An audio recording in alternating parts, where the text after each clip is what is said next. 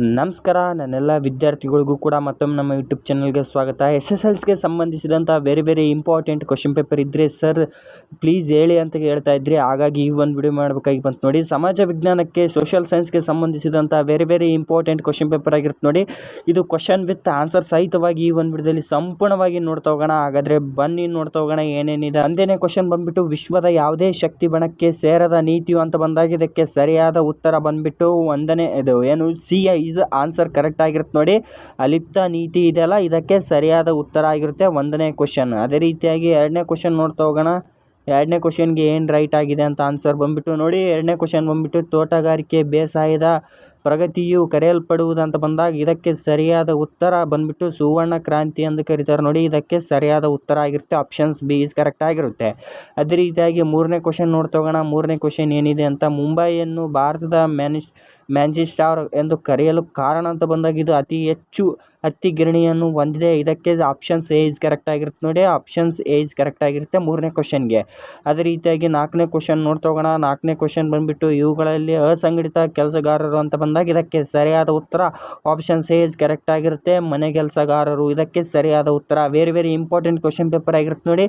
ಇದು ಬಂದ್ಬಿಟ್ಟು 2025ರ board exam question paper ಆಗಿರುತ್ತೆ ನೋಡಿ. ಇದು ಬಂದ್ಬಿಟ್ಟು ಐದನೇ ಕ್ವಶನ್ ಬಂದ್ಬಿಟ್ಟು, ಮುಸ್ಲಿಮರಿಗೆ ಪ್ರತ್ಯೇಕ ರಾಜಕೀಯ ಪ್ರಾತಿನಿಧ್ಯ ನೀಡುವ ಪ್ರತ್ಯೇಕ ಚುನಾವಣೆ ಮತಗಟ್ಟೆ ವ್ಯವಸ್ಥೆಯನ್ನು ಜಾರಿಗೆ ತಂದಿದ್ದು ಅಂತ ಬಂದಾಗ ಇದಕ್ಕೆ ಸರಿಯಾದ ಉತ್ತರ ಬಂದ್ಬಿಟ್ಟು ಆಪ್ಷನ್ಸ್ ಡಿ ಇಸ್ ಕರೆಕ್ಟ್ ಆಗಿರುತ್ತೆ ನೋಡಿ. 1909ರ ಭಾರತೀಯ ಪರಿಷತ್ ಕಾಯ್ದೆ ಇದೆಲ್ಲ, ಇದಕ್ಕೆ ಸರಿಯಾದ ಉತ್ತರ ಆಗಿರುತ್ತೆ ಐದನೇ ಕ್ವಶನ್ಗೆ. ಅದೇ ರೀತಿಯಾಗಿ ಆರನೇ ಕ್ವಶನ್ ನೋಡ್ತಾ ಹೋಗೋಣ. ಆರನೇ ಕ್ವಶನ್ಗೆ ಏನಿದೆ ಅಂತ. ಆರನೇ ಕ್ವಶನ್ ಬಂದ್ಬಿಟ್ಟು, ಇವುಗಳಲ್ಲಿ ಯೋಜನೇತರ ವೆಚ್ಚವು ಅಂತ ಬಂದಾಗ ಇದಕ್ಕೆ ಸರಿಯಾದ ಉತ್ತರ ಆಪ್ಷನ್ ಸಿ ಇಸ್ ಕರೆಕ್ಟ್ ಆಗಿರುತ್ತೆ. ರಕ್ಷಣಾ ವೆಚ್ಚ ಅಂತಿದೆಯಲ್ಲ, ಇದಕ್ಕೆ ಸರಿಯಾದ ಉತ್ತರ ಆಗಿರುತ್ತೆ ನೋಡಿ. ಭಾರತ ನಕಾಶೆ 5 ಮಾರ್ಕ್ಸ್ಗೆ ಈಸಿ ತಗೋದು ಹೇಗೆ ಅಂತ ತಿಳಿಸ್ಕೊಡಿದ್ದೀನಿ. ಕ್ವಶನ್ ಬಂದ್ಬಿಟ್ಟು, ಗ್ರಾಹಕರಿಗೆ ಪರಿಹಾರ ಮತ್ತು ರೂಪಾಯಿ 10 ಕೋಟಿಗಿಂತ ಹೆಚ್ಚಾದರೆ ದೂರನ್ನು ಸಲ್ಲಿಸಬೇಕಾದ ಗ್ರಾಹಕ ಆಯೋಗ ಅಂತ ಬಂದಾಗ ಇದಕ್ಕೆ ಸರಿಯಾದ ಉತ್ತರ ಆಪ್ಷನ್ಸ್ ಡಿ ಇಸ್ ಕರೆಕ್ಟ್ ಆಗಿರುತ್ತೆ. ರಾಷ್ಟ್ರೀಯ ಆಯೋಗ ಇದಕ್ಕೆ ಸರಿಯಾದ ಉತ್ತರ. ಇದು ವೆರಿ ಇಂಪಾರ್ಟೆಂಟ್ ಕ್ವಶನ್ ಪೇಪರ್ ಆಗಿರುತ್ತೆ ನೋಡಿ. ನಿಮಗೂ ಕೂಡ ಹೆಲ್ಪ್ ಆಗುತ್ತೆ. 2025ರ board examination question paper with answer ಸಹಿತವಾಗಿ ನೋಡ್ತಾ ಹೋಗ್ತಾ ಇರೋದು. ಅದೇ ರೀತಿ 8ನೇ ಕ್ವಶನ್ ನೋಡ್ತಾ ಹೋಗೋಣ. 8ನೇ ಕ್ವಶನ್ ಏನು ಆನ್ಸರ್ ಇದೆ ಅಂತಂದರೆ ಆಪ್ಷನ್ಸ್ ಎ ಇಸ್ ಕರೆಕ್ಟ್ ಆಗಿರುತ್ತೆ ನೋಡಿ. ಅಸ್ಪೃಶ್ಯರು ಕನಿಷ್ಠ ಮಟ್ಟದ ಅವಕಾಶಗಳಿಂದ ವಂಚಿತರಾಗಿರುವುದನ್ನು ನಿರೂಪಿಸಲು ಅಂತಿದೆಯಲ್ಲ, ಇದಕ್ಕೆ ಸರಿಯಾದ ಉತ್ತರ ಆಪ್ಷನ್ಸ್ ಎ ಇಸ್ ಕರೆಕ್ಟ್ ಆಗಿರುತ್ತೆ 8ನೇ ಕ್ವಶನ್ಗೆ ಆಗಿರುತ್ತೆ. ಅದೇ ರೀತಿಯಾಗಿ 8 × 1 8 ಅಂಕದ ಮತ್ತೆ ಇರ್ತವೆ. 2025ರ ಕ್ವಶನ್ ಪೇಪರ್ ಆಗಿರುತ್ತೆ ನೋಡಿ. ಅದೇ ರೀತಿಯಾಗಿ ನಮ್ಮ ದೇಶದಲ್ಲಿ ಅತಿ ಹೆಚ್ಚು ಉಷ್ಣಾಂಶ ಇರುವ ಪ್ರದೇಶ ಯಾವುದಂತ ಬಂದಾಗ ಇದಕ್ಕೆ ಸರಿಯಾದ ಉತ್ತರ ರಾಜಸ್ಥಾನ ಗಂಗಾನಗರ ಅಂತ ಇದಕ್ಕೆ ಸರಿಯಾದ ಉತ್ತರ ಆಗಿರುತ್ತೆ ನೋಡಿ. ಅದೇ ರೀತಿಯಾಗಿ 10ನೇ ಕ್ವಶನ್ ಬಂದ್ಬಿಟ್ಟು, ಹೆಣ್ಣು ಭ್ರೂಣ ಹತ್ಯೆ ಎಂದರೇನು ಅಂತ ಕೇಳಿದರೆ ಇದಕ್ಕೆ ಸರಿಯಾದ ಉತ್ತರ ನಾನು ಬರೆದಿದ್ದೆ ನೋಡಿ.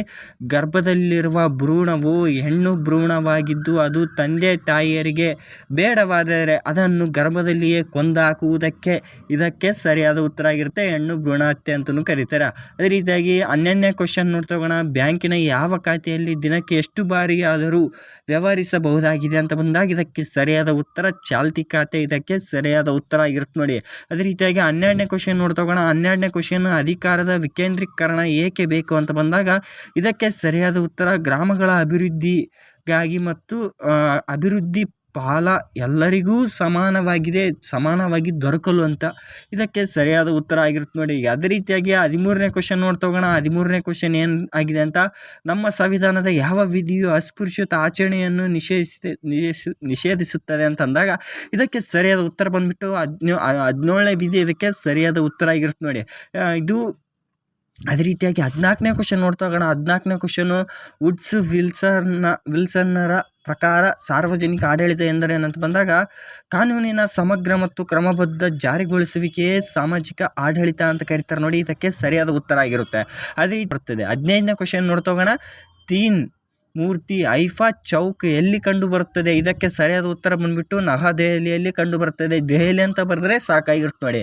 ಇದಕ್ಕೆ ಸರಿಯಾದ ಉತ್ತರ ಆಗಿರುತ್ತೆ. ಅದೇ ರೀತಿಯಾಗಿ 16ನೇ ಕ್ವಶನ್ ನೋಡ್ತೋಗೋಣ. ಭಾರತದ ಉಕ್ಕಿನ ಮನುಷ್ಯಂದು ಕರೆಯಲ್ಪಡುವವರು ಯಾರು ಅಂತ ಕೇಳಿದ್ದಾರೆ ಕ್ವಶನ್ ಬಂದ್ಬಿಟ್ಟು. ಅದಕ್ಕೆ ಸರಿಯಾದ ಉತ್ತರ ಸರ್ದಾರ್ ವಲ್ಲಭಾಯ್ ಪಟೇಲ್. ಇದಕ್ಕೆ ಸರಿಯಾದ ಉತ್ತರ ಆಗಿರುತ್ತೆ ನೋಡಿ. ಅದೇ ರೀತಿಯಾಗಿ 8 × 2 16 ಮಾರ್ಕ್ಸ್ ಇರ್ತವೆ. ನಿಮಗೆ ನೋಡ್ತಾ ಇರ್ಬೋದು. ಇದು ಕೂಡ ವೆರಿ ಇಂಪಾರ್ಟೆಂಟ್ ಕ್ವಶನ್ ಪೇಪರ್ ಆಗಿರುತ್ತೆ. ನೀವು ಕೂಡ ನೋಡ್ತಾ ಹೋಗಿ. ನೀವೇನಾದ್ರೂ 2 ಅಂಕದ ಕ್ವಶನ್ಗೂ ಕೂಡ ಆನ್ಸರ್ ಬೇಕಿದ್ರೆ ಖಂಡಿತ ಕಮೆಂಟ್ ಮಾಡಿ, ಅದಕ್ಕೂ ಕೂಡ ಆನ್ಸರ್ ತಿಳಿಸ್ಕೊಡ್ತೀನಿ. ಸ್ಕ್ರೋಲ್ ಮಾಡ್ತಾ ಹೋಗ್ತೀನಿ ನೋಡಿ, ಕ್ವಶನ್ಸ್ ಪ್ರಾಕ್ಟೀಸ್ ಮಾಡ್ತಾ ಹೋಗಿ. ಯಾವುದೇ ರೀತಿಯಾಗಿ ಕ್ವಶನ್ಸ್ ಕೂಡ ಡೌಟ್ ಇದ್ರೂ ಕೂಡ ನನಗೆ ಕಾಮೆಂಟ್ ಮಾಡಿ, ಆ ಕಾಮೆಂಟ್ಗೂ ಕೂಡ ಕ್ವಶನ್ಗೂ ಕೂಡ ಆನ್ಸರ್ ಮಾಡಿ ಇನ್ನೊಂದು ವಿಡಿಯೋ ಅಪ್ಲೋಡ್ ಮಾಡ್ತೀನಿ. ಎಲ್ಲರಿಗೂ ಚೆನ್ನಾಗಿ ಬರೀರಿ. ಇದು ಕೂಡ ಲಾಸ್ಟ್ ಪೇಪರ್ ಆಗಿರುತ್ತೆ ನಿಮಗೆ. ಎಲ್ಲರಿಗೂ ಕೂಡ ಆಲ್ ದ ಬೆಸ್ಟ್. ನೋಡ್ತಾ ಇರ್ಬೋದು ನೀವು, 2 ಅಂಕದ ಪ್ರಶ್ನೆ ಕೂಡ very very important question paper ಆಗಿರುತ್ತೆ. ಇದು ಕೂಡ very very important question paper. ಏನಿಲ್ಲ ಅಂತಂದ್ರೆ 30ರಿಂದ 40 ಮಾರ್ಕ್ಸ್ ಬರುವ ಚಾನ್ಸಸ್, ರಿಪೀಟ್ ಕ್ವಶನ್ಸ್ ಆಗುವ ಚಾನ್ಸಸ್ ಇರುತ್ತೆ. ದಯಾನಂದ್ ಸರಸ್ವತಿ ಅಂತ ಸಾಮಾಜಿಕ ಸುಧಾರಣೆಗಳು ಇದಂತೂ ಫಿಕ್ಸ್ ಆಗಿರುತ್ತೆ ನೋಡಿ. ಕ್ವಶನ್ 25ನೇ ಕ್ವಶನ್ ನೋಡ್ತಾ ಇರ್ಬೋದು. 26ನೇ ಕ್ವಶನ್ ನೋಡ್ತಾ ಹೋಗಿ. 26ನೇ ಕ್ವಶನ್ ಕೂಡ ವೆರಿ ವೆರಿ ಇಂಪಾರ್ಟೆಂಟ್. 27 ಕ್ವಶನ್ ನೋಡ್ತಾ ಇರ್ಬೋದು. ಪಂಚವಾರ್ಷಿಕ ಯೋಜನೆಗಳ ಉದ್ದೇಶಗಳು ಅಂತ ಕೇಳಿದ್ರೆ ಇದು ಕೂಡ ವೆರಿ ವೆರಿ ಇಂಪಾರ್ಟೆಂಟ್. 90% ಬರುವ ಚಾನ್ಸಸ್ ಇರುತ್ತೆ ನೋಡಿ. ಪಂಚವಾರ್ಷಿಕ ಯೋಜನೆಗಳು ರಿಪೀಟೆಡ್ ಕ್ವಶನ್ ಆಗೋ ಚಾನ್ಸಸ್ ಇರುತ್ತೆ. ಅದೇ ರೀತಿಯಾಗಿ ಬ್ಯಾಂಕ್ನ ಕಾರ್ಯಗಳು ಯಾವ್ಯಾವ ಅಂತ ಕೇಳಿದ್ರೆ ಇದು ಕೂಡ ರಿಪೀಟೆಡ್ ಕ್ವಶನ್ ಆಗಿರುತ್ತೆ.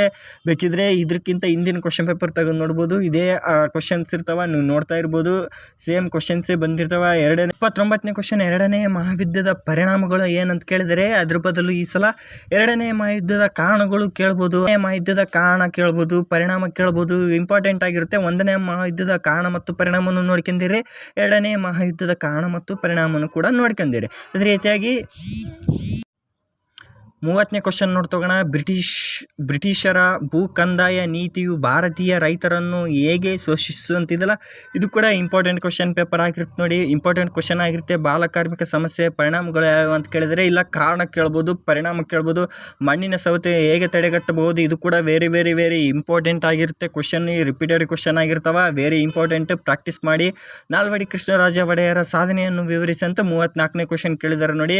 ಭಾರತ ಪ್ರಥಮ ಸ್ವಾತಂತ್ರ್ಯ ಸಂಗ್ರಾಮ ವಿಫಲತೆಗೆ ಕಾರಣ ಕೇಳಿದರೆ ಇದು ಕೂಡ ವೆರಿ ಇಂಪಾರ್ಟೆಂಟ್ ಆಗಿರುತ್ತೆ. ನೋಡ್ತಾ ಹೋಗಿ. ಅದೇ ರೀತಿಯಾಗಿ 35ನೇ ಕ್ವಶನ್ ನೋಡ್ತಾ ಇರ್ಬೋದು. ಭಾರತದ ಸ್ವಾತಂತ್ರ್ಯ ಹೋರಾಟದಲ್ಲಿ ಸುಭಾಷ್ ಚಂದ್ರ ಬೋಸ್ರ ಪಾತ್ರವನ್ನು ಬರೆಯಿರಿ ಅಂತ ಕೇಳಿದರೆ ಇದು ಕೂಡ ಇಂಪಾರ್ಟೆಂಟ್ ಆಗಿರುತ್ತೆ. ನೋಡ್ತಾ ಇರ್ಬೋದು. ವಿಶ್ವಸಂಸ್ಥೆ ಸಾಧನೆಯನ್ನು ವಿವರಿಸಿ ಕೇಳಿದರೆ 36ನೇ ಕ್ವಶನ್. 37ನೇ ಕ್ವಶನ್ ನೋಡ್ತಾ ಇರ್ಬೋದು. ಪ್ರವಾಹಗಳಿಗೆ ಕಾರಣವನ್ನು ವಿವರಿಸಿ, ಇದು ಕೂಡ ಇಂಪಾರ್ಟೆಂಟ್ ಆಗಿರುತ್ತೆ ನೋಡಿ. ರಿಪೀಟೆಡ್ ಕ್ವಶನ್ ಆಗಿರ್ತವೆ. ನಿಮ್ಗೆ ಯಾವುದೇ ರೀತಿಯಾಗಿ ಕ್ವಶನ್ ಡೌಟ್ಸ್ ಇದ್ದರೆ ನನಗೆ ಕಾಮೆಂಟ್ ಮಾಡಿ, ಖಂಡಿತವಾಗಿಯೂ ಆನ್ಸರ್ ಕೂಡ ಮಾಡ್ತೀನಿ ಆ ಕ್ವಶನ್ಗೆ. ಮತ್ತು ಇನ್ನೊಂದು ವಿಡಿಯೋ ಅಪ್ಲೋಡ್ ಕೂಡ ಮಾಡ್ತೀನಿ. ಅದೇ ರೀತಿಯಾಗಿ 38ನೇ ಕ್ವಶನ್ ನೋಡ್ತಾ ಇರ್ಬೋದು ನೀವು. 38ನೇ ಕ್ವಶನ್ ನೋಡಿ. ನಿಮಗೆ ನೀಡಿರುವ ಭಾರತದ ನಕಾಶೆಯಲ್ಲಿ ಈ ಕೆಳಗಿನ ಯಾವುದಾದರೂ 5 ಗುರುತಿಸಿ ಅಂತ ಕೇಳಿದರೆ ಅವರು 2, 4, 6, 7 ಕೊಟ್ಟಿರ್ತಾರೆ. ನೀವು 5 ಗುರುತಿಸಬೇಕಾಗಿರುತ್ತೆ. 5 ಮಾರ್ಕ್ಸ್ ಈಸಿ ಮಾರ್ಕ್ಸ್ ಇರುತ್ತೆ. ಅದೇ ರೀತಿಯಾಗಿ ಮ್ಯಾಪ್ ಇಳಿಸಿದರೆ 1 ಮಾರ್ಕ್ಸ್ ಇರುತ್ತೆ. ಅದಕ್ಕೆ ಗುರುತಿಸೋಕೆ ಒಂದೊಂದು ಮಾರ್ಕ್ಸ್ ಇರ್ತಾವೆ. ಟೋಟಲ್ ಆಗಿ 5 ಮಾರ್ಕ್ಸ್ ನೋಡಿ. ನೋಡ್ತಾ ಇರ್ಬೋದು. ನಾನು ಮ್ಯಾಪ್ ಇಳಿಸಿ ಇದು ಕೂಡ ಗುರುತಿಸಿದ್ದೀನಿ. ಕೋರಮಂಡಲ ಎಲ್ಲಿ ಬರುತ್ತೆ ಅಂತ ನೋಡ್ತಾ ಇರ್ಬೋದು ನೀವು. ಇದು ಡಿಗ್ರಿ ಮತ್ತು 30 ಪೂರ್ವ ರೇಖಾಂಶ ಅಂತ ಇದೆಲ್ಲ ಇಲ್ಲಿ ಹಾಕಿದ್ದೀನಿ ನೋಡಿ. ಅದು ಕೂಡ ಅದೇ ರೀತಿಯಾಗಿ ಬಿ ಅಂತಲೂ ಕೂಡ ಹಾಕಿದ್ದೀನಿ. ಅದಕ್ಕೆ ಸಿ ಅಂತ ಹಾಕಿ ಹಿರಾಕುಡ್ ಅಂತ ಇಲ್ಲಿ ಬರೆದಿದ್ದೀನಿ ನೋಡಿ. ಅದೇ ರೀತಿಯಾಗಿ ಡಿ ನೋಡ್ತಾ ಇರ್ಬೋದು. ಇಲ್ಲೆಲ್ಲ ಗುರುತಿಸಿದ್ದೀನಿ. ವೆರಿ ವೆರಿ ಇಂಪಾರ್ಟೆಂಟ್ ಆಗಿರುತ್ತೆ. ನಾನು ಗುರುತಿಸಿದ್ದೀನಿ. ಇವಿಷ್ಟೇ ನೋಡ್ಕೊಂಡು ಹೋಗಿ. ನಿಮಗೆ ವೆರಿ ವೆರಿ ಇಂಪಾರ್ಟೆಂಟ್ ಅಂದರೆ important. Last question paper, last examination ಇದೆ ನಿಮಗೆ. ಎಲ್ಲರಿಗೂ ಆಲ್ ದ ಬೆಸ್ಟ್. ಎಲ್ಲರೂ ಚೆನ್ನಾಗಿ ಬರೀರಿ ಅಂತ ಹೇಳ್ತಾ ಎಲ್ಲರಿಗೂ ಶುಭಾಶಯ. ಇದು ನಿಮಗೆ ಹೆಲ್ಪ್ ಆಗಿದೆ ಅಂತ ನಾನು ತಿಳ್ಕೊತಿದ್ದೀನಿ question paper. Thank you so much. ಎಲ್ಲರಿಗೂ ಧನ್ಯವಾದಗಳು.